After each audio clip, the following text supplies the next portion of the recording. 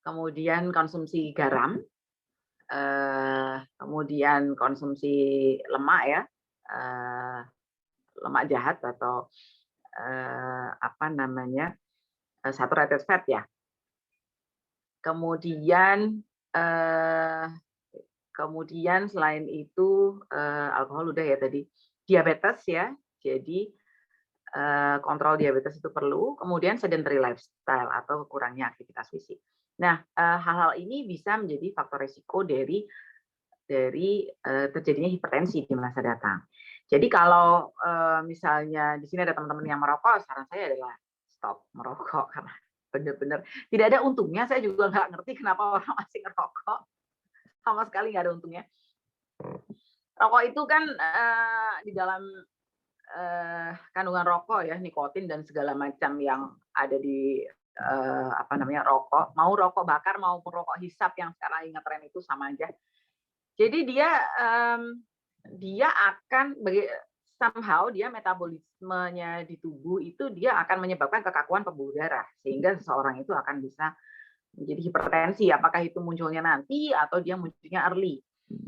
Itu. Kemudian konsumsi alkohol ya, konsumsi alkohol ini oleh karena selain dari alkohol dia juga biasanya high sugar, jadi gulanya tinggi, maka dia akan menyebabkan seseorang itu rentan diabetes dan juga hipertensi gitu. Jadi sebenarnya metabolisme sangat kompleks di mana karbohidrat kemudian menjadi disimpan dalam menjadi lemak dan kemudian dia berbagai macam faktor peradangan di situ menyebabkan kekakuan pembuluh darah. Nah, itu kalau mau bicara mekanisme detailnya.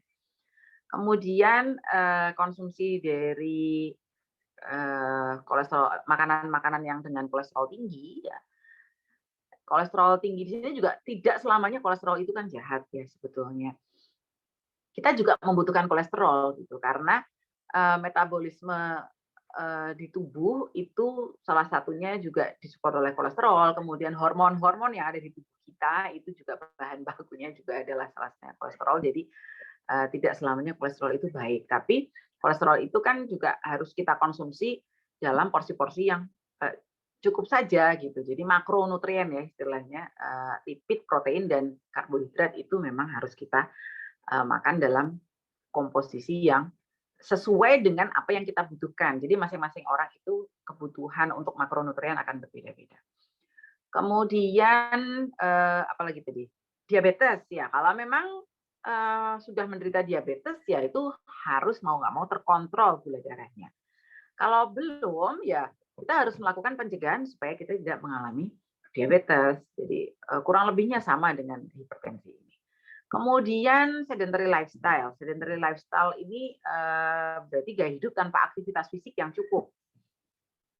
Tentunya setiap orang kan pasti ada aktivitas fisik, tapi masalah cukup atau tidak, nah ini yang harus ditelaah lagi gitu. Kita review lagi apakah kita sudah cukup belum aktivitas fisiknya. Jadi kan disarankan untuk aktivitas fisik yang cukup itu adalah kalau langkah kaki kita berapa? 10.000 kan?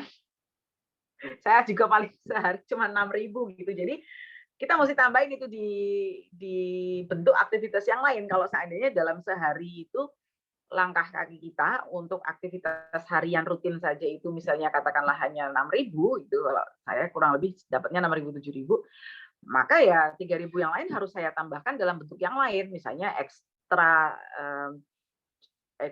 apa namanya olahraga di pagi hari, apakah jogging atau ke jalan atau treadmill atau sepeda statis gitu untuk menambah jumlah dari langkah kaki atau yang lain gitu. Aktivitas olahraga yang lain itu yang harus dilakukan. Jadi untuk idealnya seseorang itu harus melakukan aktivitas fisik yang sifatnya apa namanya aerobik ya. Aerobik itu berarti yang menggunakan metabolisme aerobik, yaitu aktivitas olahraga yang kontinu yang nantinya itu akan menjaga fungsi untuk jantung itu tetap baik. Itu adalah 3 sampai 5 kali per minggu. Setiap kali aktivitas itu adalah 30 sampai 45 kali per menit. Itu yang disarankan. Dan itu bentuknya adalah olahraga yang sifatnya aerobik atau yang kardio. Tidak harus yang kardio yang berat ya, yang kalau sekarang kan banyak gitu, teman-teman itu apalagi yang masih muda-muda itu lagi ngetren banget itu olahraga kardio lah, yang high intensity lah, kemudian yang workout lah. Jadi harus dikombinasi antara yang kardio dengan yang resistance training gitu. Jangan terus resistance terus gitu, karena itu juga tidak melatih apa namanya, dia melatih otot, tapi untuk sustainability-nya kan dia untuk jantung dia kurang. Tapi kalau kita kombinasi dengan tipe-tipe olahraga yang kardio walaupun itu ringan, misalnya hanya sekedar jalan kaki, tapi itu 30 non-stop, maka itu akan melatih sirkulasi di jantung. Kurang lebih seperti itu. Nah, hal-hal itu yang mencegah terjadinya hipertensi. Baik, Dok. Berarti kalau bisa saya rangkum mengenai penyebab hipertensi dan solusinya ini, untuk penyebabnya itu gaya-gaya hidup yang tidak sehat ya, Dok, seperti merokok, konsumsi alkohol, kemudian tingginya konsumsi garam, gula, lemak ya, Dok. Terus kurangnya aktivitas fisik. Nah, tadi juga dokter menyampaikan kalau untuk aktivitas fisik itu sekurang-kurangnya 35 menit ya per hari ya, Dok. Dan 30 sampai 45 menit. 30 sampai 3 kali seminggu ya. Minimal ya. Optimal 3 sampai 5 kali. Baik, Dok. Untuk mengenai ini, Dok, stres itu kira-kira, Dok, bisa memicu hipertensi juga enggak, Dok? Ya, betul sekali. Jadi itu yang tadi kayaknya saya kelewatan. Jadi faktor psikososial ya atau faktor stres ini juga besar pengaruhnya, karena stres terutama yang kronik stres itu kadang-kadang kita tidak menyadari ya, kita tidak bisa mengidentifikasi bahwa oh ini sebenarnya adalah paparan atau stresor yang sedikit-sedikit tapi mungkin akan menyebabkan stres kita bertambah gitu dalam waktu yang lama atau kronis. Nah, ini juga bisa menjadi salah satu faktor resiko dari hipertensi. Bisa juga menjadi salah satu faktor resiko langsung terhadap kejadian penyakit kardiovaskuler itu juga. Gitu. Jadi mereka-mereka yang tipikalnya mudah stres, mudah cemas, selalu terburu istilahnya terburu atau selalu dibatasi waktu ya istilahnya, kalau ini udah jam sekian, ini udah jam sekian, kurang berapa menit. Jadi istilahnya hidupnya tidak lepas dari deadline. Nah, itu juga resikonya cukup besar dia mengalami hipertensi atau bahkan dia mengalami penyakit kardiovaskuler gitu. Dia sebetulnya merupakan salah satu faktor resiko langsung itu terhadap penyakit kardiovaskuler untuk tipe atau kepribadian yang seperti itu. Jadi memang dalam aktivitas kita sehari-hari perlulah ya kita balance. Olahraga itu merupakan salah satu leisure activity yang akan menurunkan level stres. Kemudian lakukanlah hobi-hobi apa yang teman-teman sukai atau liburan, misalnya jalan-jalan. Sekarang banyak yang ada suka jalan-jalan sambil goes lah, sambil inilah. Cuman kadang-kadang yang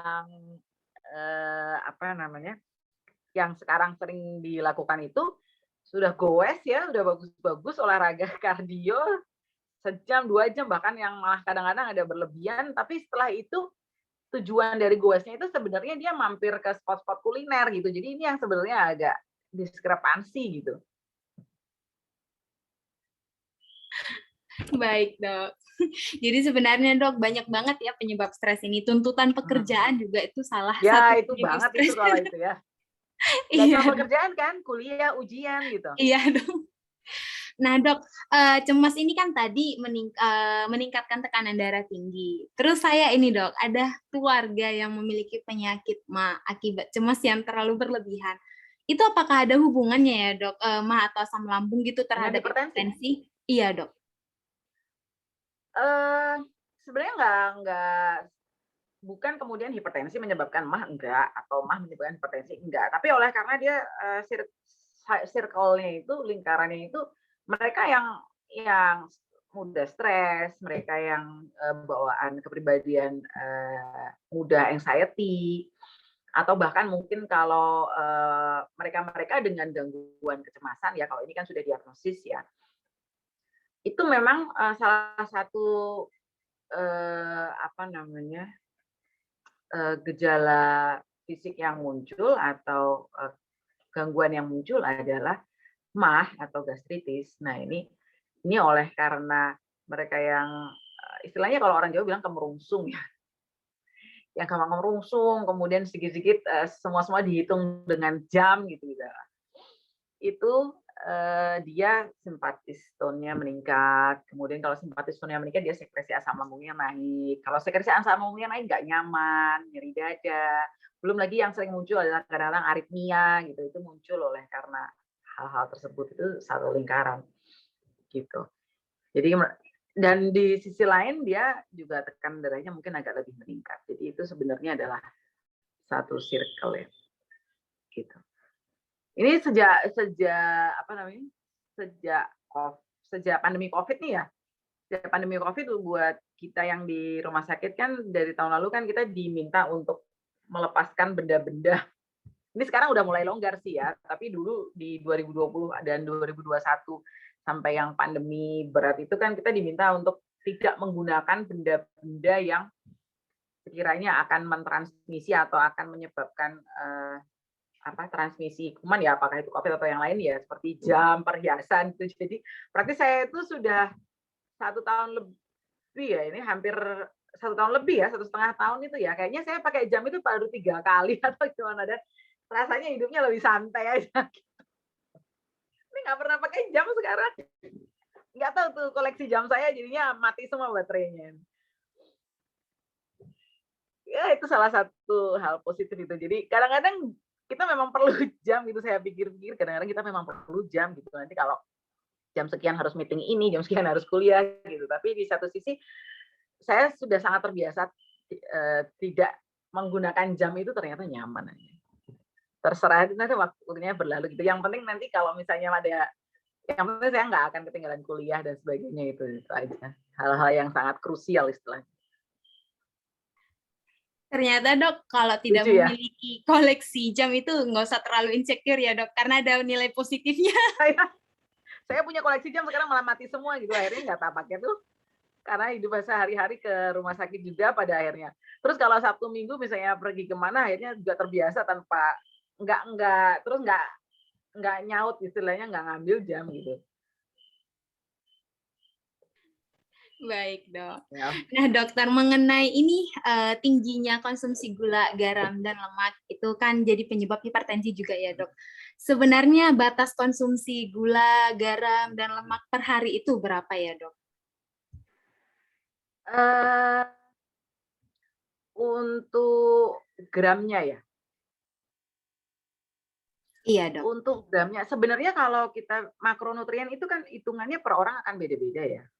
Karena kan ada yang misalnya dia kebutuhan kan hitungannya pakai kalori ya. Kalau untuk gula itu kan berarti derivat nantinya akan menjadi karbohidrat. Kemudian untuk kalau garam itu adalah nanti untuk sumbangan mikronutrien dari natrium. Kemudian tadi apa aja? Gula, garam, Lemak. Tadi lemak. Dokter ada yang Ya, menyampaikan. ada lemak ya. Saya malah udah lupa berapa gram yang sebenarnya pastinya dianjurkan. Tapi kembali sebetulnya hitungannya adalah kalau ini teman-teman kan di sini relatif sebenarnya masih muda ya.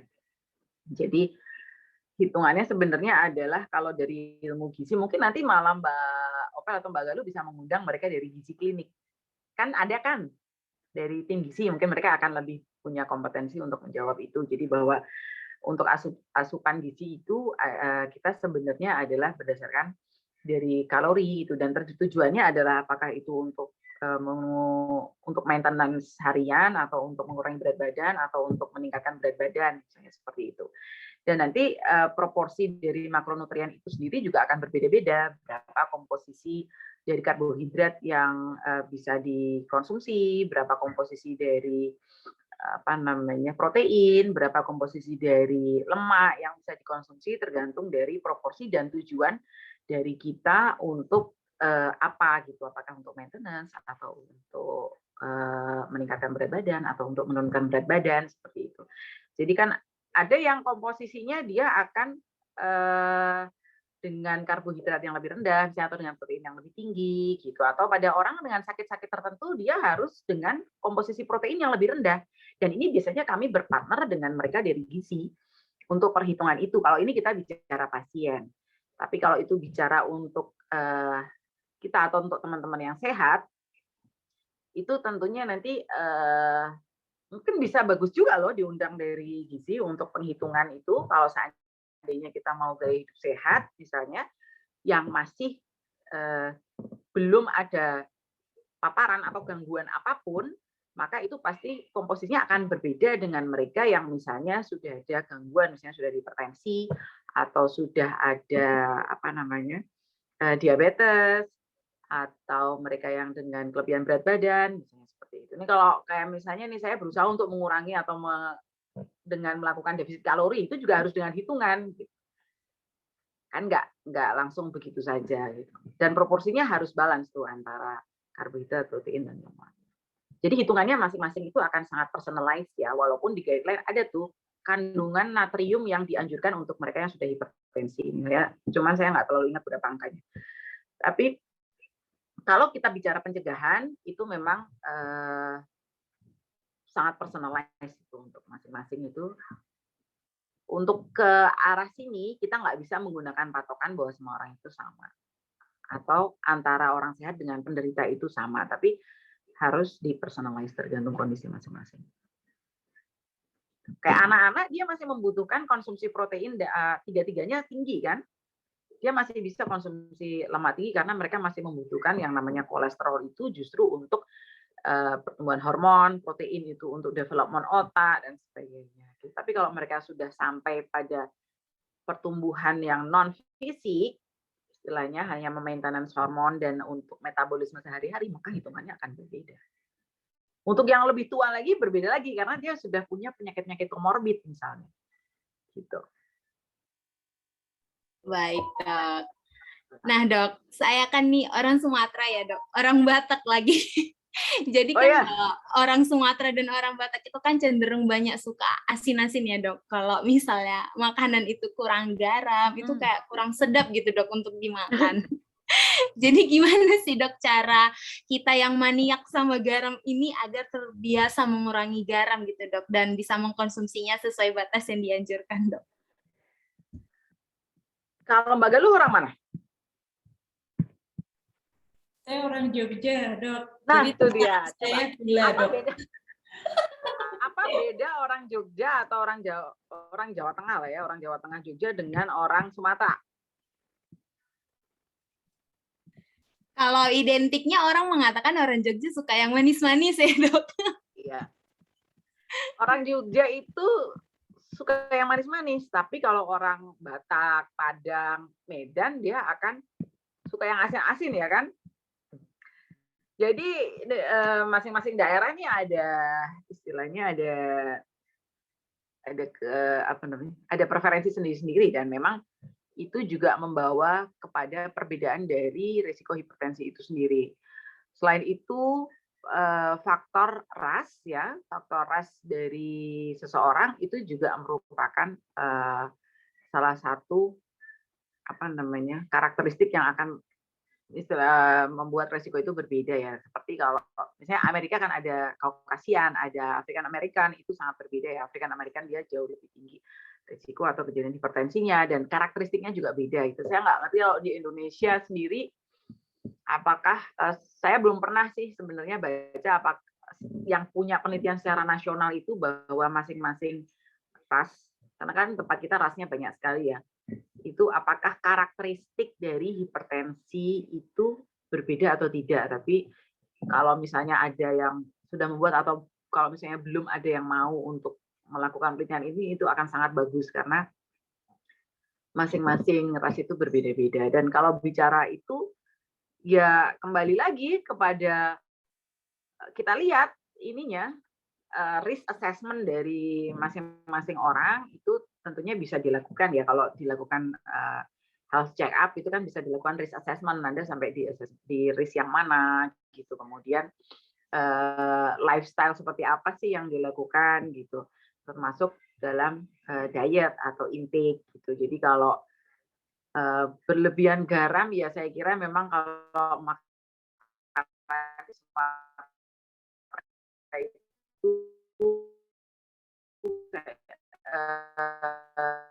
selain karena juga minyak di Sumatera Utara atau seperti Padang itu kan minyaknya banyak, kan santan, kemudian dia asin gitu. Jadi sudah kombinasi yang sebetulnya dia juga kurang sehat gitu. Kalau di Jawa juga begitu, di Jawa itu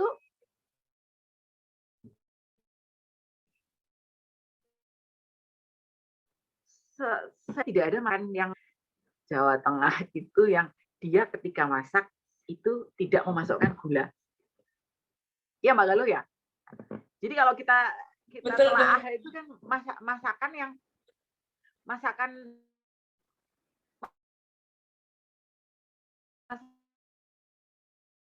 di Jogja ini akan gulanya untuk istilahnya membuat taste-nya itu hidup atau bahkan dia lebih manis. Belum lagi si gudeg itu. Iya, bahkan sambal aja pakai gula ya, Dok ya. Sambal aja pakai gula. Nggak usah sambal deh, kalau orang Jogja masak rendang pakai gula nggak? Pakai gula pasti. Itu yang kenapa kalau misalnya ada orang Padang makan di rumah makan Padang di Jogja misalnya kayak gitu rasanya aneh katanya. Karena kenapa sih kok rendang kok rasanya manis? Ada manisnya istilahnya kayak gitu. Jadi ya apa namanya? Bagaimana caranya ya tentunya nanti Mbak Ovel sendirilah yang bisa mengedukasi ke keluarga ya gitu. Bolehlah sekali-sekali kita masak masakan tradisional yang dengan santan kental, kemudian udah pakai santan kental sebelumnya ditumis lagi pakai minyak yang banyak gitu kan. Dan santan sendiri kan nanti lama-lama dia akan berminyak tuh, minyak kelapanya keluar semua. Itu nanti masih pakai daging merah gitu. Kalau orang Jogja sih nggak terlalu daging merah ya, tapi lebih banyak ke daging putih seperti ayam atau telur. Tapi ya itu tadi, biasanya masukkan gulanya banyak sekali itu, belum pakai gula Jawa juga. Dan minyak seperti itu. Ya jadi masing-masing ini apa namanya ada gaya yang memang istilahnya mungkin harus dibenerin gitu ya, walaupun sekali dua kali oke lah masakan tradisional. Iya dok, saya juga sempat bingung juga gitu dok, dengan penjual air kelapa itu kan sudah manis ya dok, tapi ada tambahan gula Jawa lagi. Ya. Iya dok, jadi saya juga sempat bingung. Saya biasanya minta nggak pakai tuh. Iya. Baik dok, nah dok ini ada pertanyaan ini dok dari Sobat Raisa, saya bantu bacakan ya dokter. Untuk sebelumnya saya boleh nambahin satu nggak ya? Boleh Ada dok. Satu tadi yang saya belum yang kelewatan itu adalah salah satu faktor risiko yang lain yaitu kalau wanita usia menopause ya karena perubahan hormonal, dan yang kedua adalah penggunaan obat-obat hormonal itu juga biasanya menyebabkan hipertensi. Iya dok. Saya bacakan ya dok untuk pertanyaan dari Sobat Sehat Raisa. Ada pertanyaan, ayah saya sering mengalami darah tinggi. Adakah makanan yang baik dikonsumsi untuk yang sering darah tinggi? Terima kasih, Dok.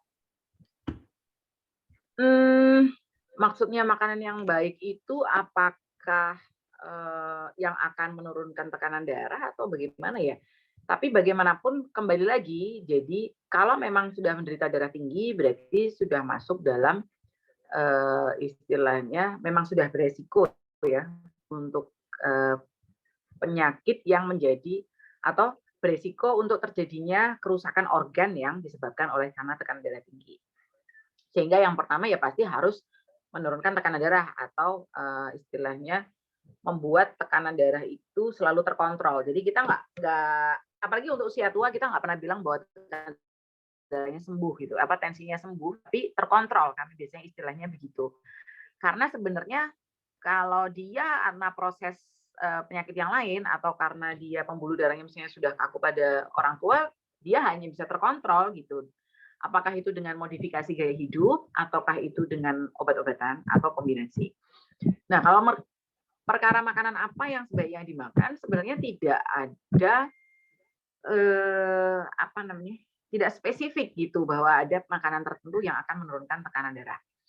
Tapi kenapa orang-orang bilang itu bahwa misalnya minum jus seledri atau makan timun yang banyak, karena itu kemudian akan membuat mereplace dari makanan seseorang yang lain gitu. Jadi misalnya biasanya makan gorengan ya sekarang makan timun ya kan jelas dia akan berbeda.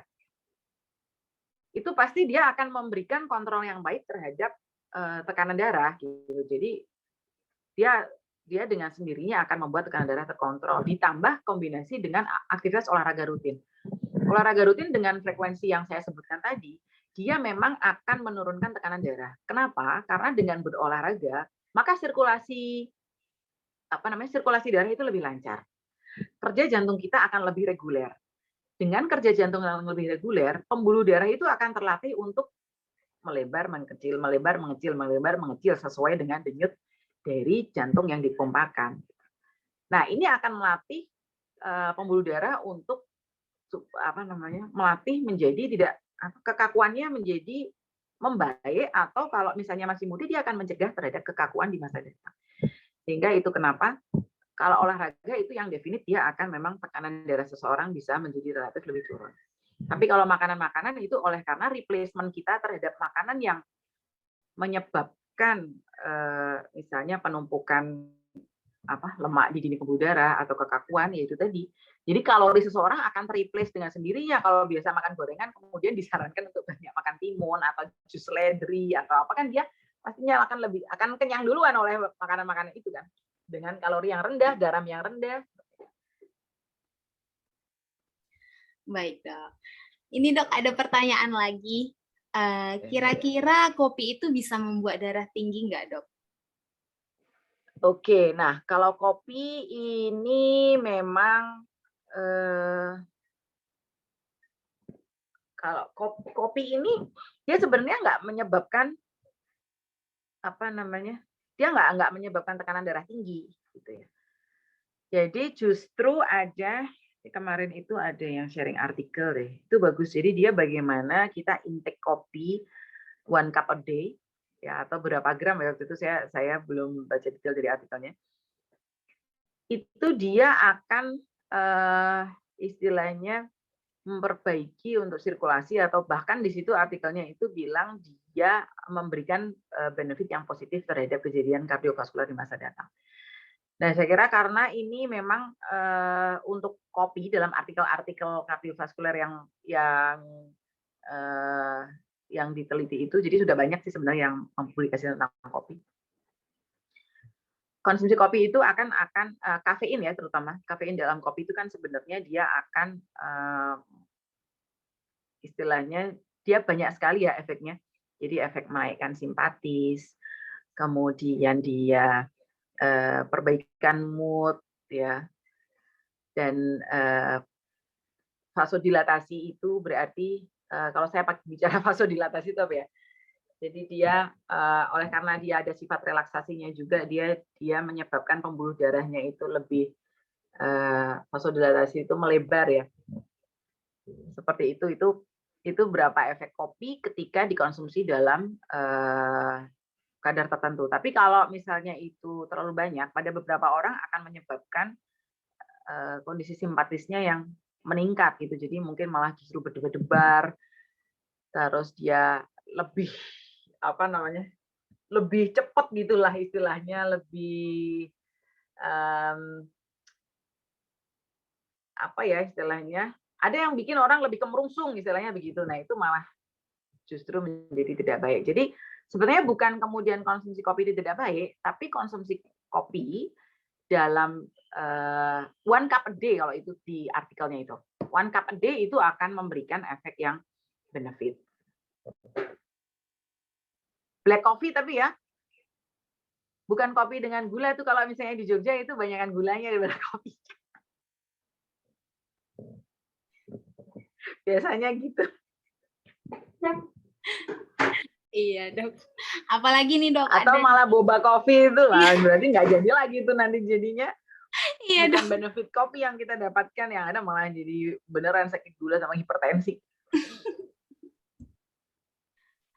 Nah, Dok, terus ada lagi nih, Dok. Saya pernah menonton podcast atau apa gitu dari Denny Siregar, penyampaiannya bahwa ada ide di balik secangkir kopi dan sebatang rokok. Iya. Secangkir kopinya benar sih, tapi sebatang rokoknya kayaknya keliru ya. Iya, Dok.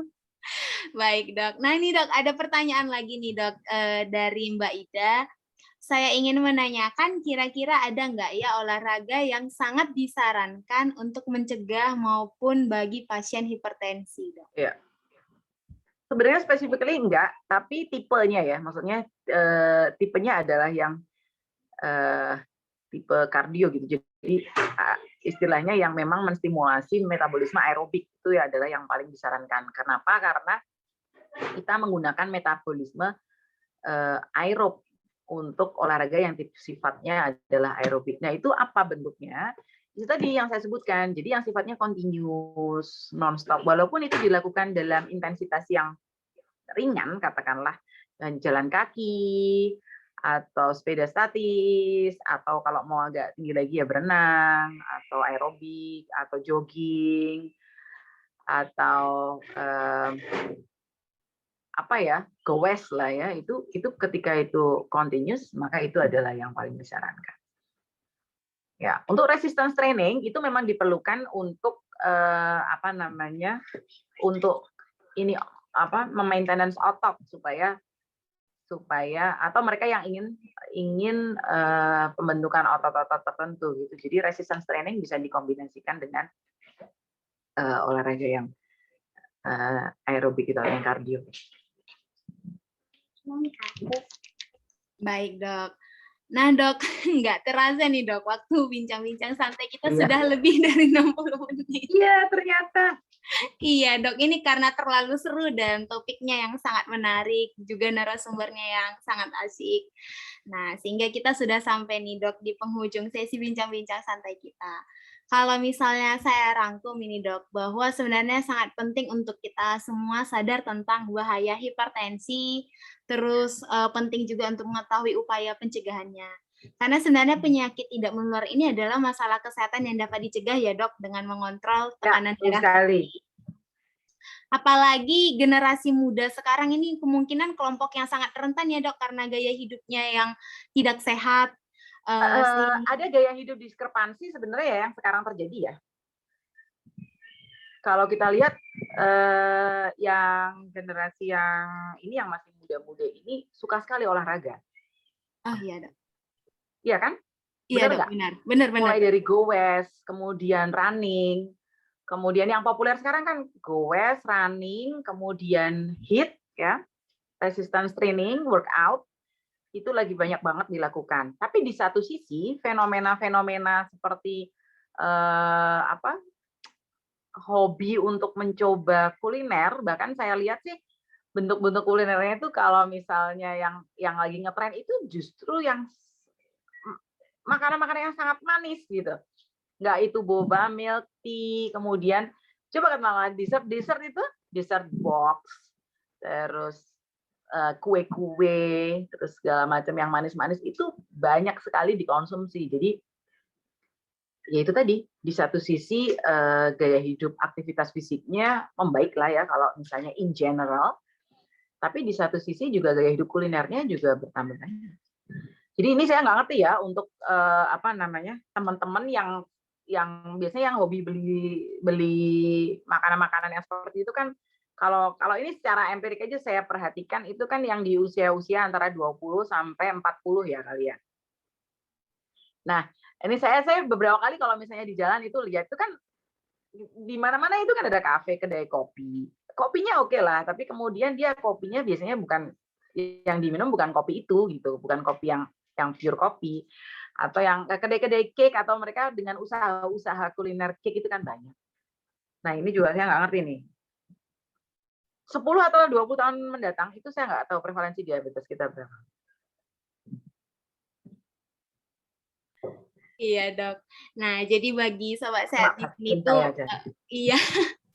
Jadi memang bagi sobat sehat di sini memang harus peduli tentang pola hidup yang sehat, seperti tidak merokok, tidak mengkonsumsi minuman beralkohol ya, Dok. Kemudian harus mengkonsumsi buah dan sayur terutama untuk bisa mengurangi konsumsi gula yang berlebih, kemudian mengurangi konsumsi garam, minyak, lemak gitu ya dok. Dan paling utama adalah aktivitas fisik yang cukup dan istirahat yang cukup.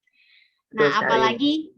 apalagi dengan kemajuan teknologi sekarang itu kan membuat semua orang kurangi aktivitas fisik. Jadi memang harus tetap self reminder ya, Dok, kalau memang perlu dilakukan pola hidup sehat ini. Oleh karena itu, sobat sehat harus seimbangkan gizi, kemudian enyahkan rokok dan minuman beralkohol, hadapi stres yang berlebihan ya, Dok. Sehingga kita bisa mengatasi tekanan darah yang tinggi dan tetap harus check up rutin ya dok, ke yang profesional intinya supaya kita tahu. Oke, semoga nanti sobat sehat sudah bisa ya mengetahui apa aja gaya hidup sehat yang perlu diterapkan sehingga bisa mencegah terjadinya hipertensi. Dari Dokter Wulan kira-kira ada closing statement lagi nggak dok? Enggak, udah cukup tuh tadi terakhir. Baik dok. Mbak Galuhnya udah Baik. menunggu. Baik, terima kasih ya Dokter Wulan atas Sama-sama. bincang-bincang santainya hari ini dan semua sobat sehat. Saya kembalikan ke Mbak Galuh. Makasih Mbak Galuh. Baik, terima kasih banyak. Terima kasih Mbak Dan juga Opel. matur nuwun sangat Dr. Wulan atas materinya luar biasa sekali hari ini Sobat Sehat, dan tentu kita jadi semakin tahu lagi dan mulai mengevaluasi mungkin kekhilafan apa yang kita lakukan di hari-hari kemarin, makanan apa yang sudah masuk begitu ya. Terima kasih banyak atas ilmunya Dr. Wulan, saya selalu Dr. Wulan dan juga Mbak Opel, selamat melanjutkan aktivitas. Demikian Sobat Sehat, bincang-bincang santai hari ini semoga bermanfaat dan sampai jumpa di bincang-bincang santai di lain kesempatan. Saya Galuh mohon pamit undur diri, mohon maaf apabila ada kesalahan saat acara berlangsung. Terima kasih atas kebersamaan Anda Sobat Sehat yang di Zoom atau di website baik melalui streaming Raisa Radio. Terima kasih banyak, tetap menyatu di Raisa Radio Indonesia Sehat Radio.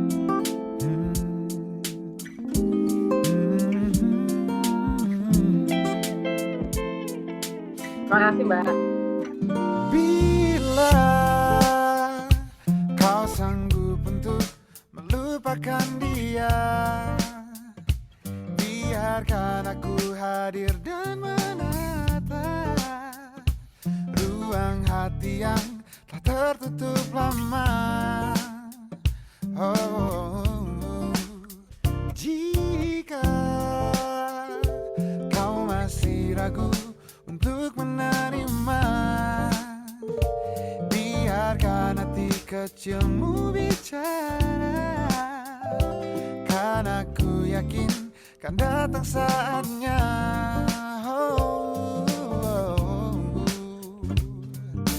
Kau jadi bagian hidupku, kau jadi bagian hidupku. Pernah berhenti untuk selalu percaya, walau harus menunggu 1000 tahun lamanya.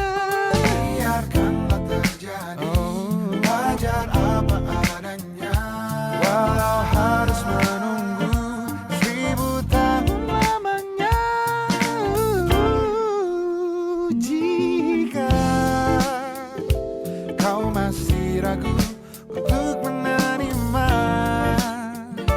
biarkan hati kecilmu bicara, karena ku yakin kan datang saatnya.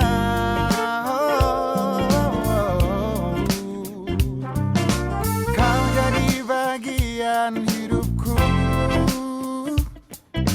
kau jadi bagian hidupku.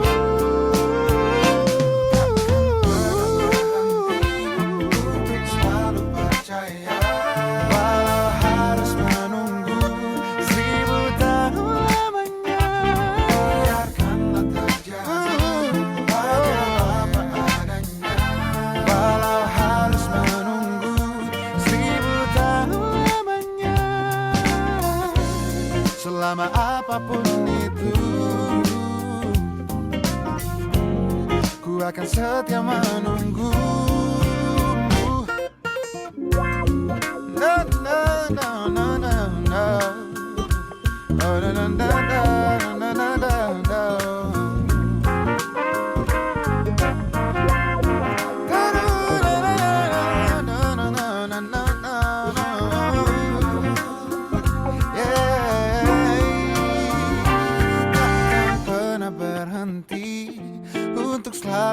percaya. Walau harus menunggu, takkan pernah berhenti untuk selalu percaya.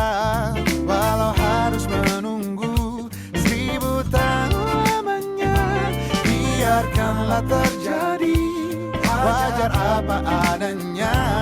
Walau harus menunggu